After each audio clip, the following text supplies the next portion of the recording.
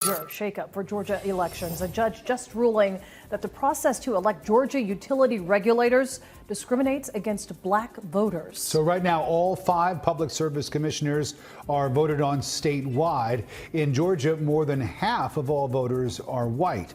Under 30% are black, and attorneys are arguing using a statewide voting method dilutes the impact of ballots cast by black voters. CBS 46's Crystal Bowie live in Atlanta explaining the next steps. Rick and Sean, what this now means is that Georgia has to actually go back to the drawing board and figure out a new method in order to vote in these PSC commissioners. What that also means is that no new commissioner will take office until that is determined. For Briante McCorkle, it has been an uphill battle. As activists, as organizers, especially around climate and racial justice issues, we don't win.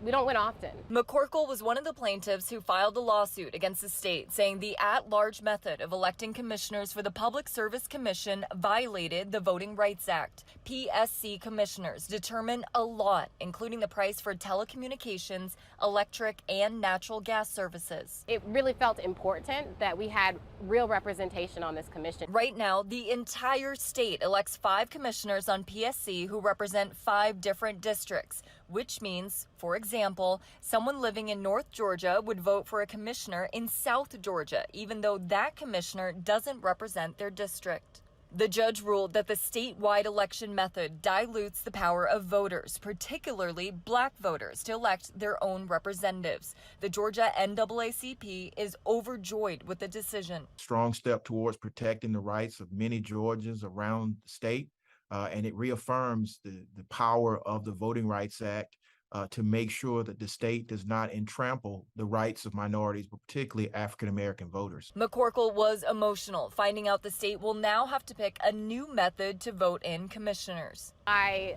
shouted and screamed and laughed and cried all at once. It was an overwhelming wave of emotions, you know.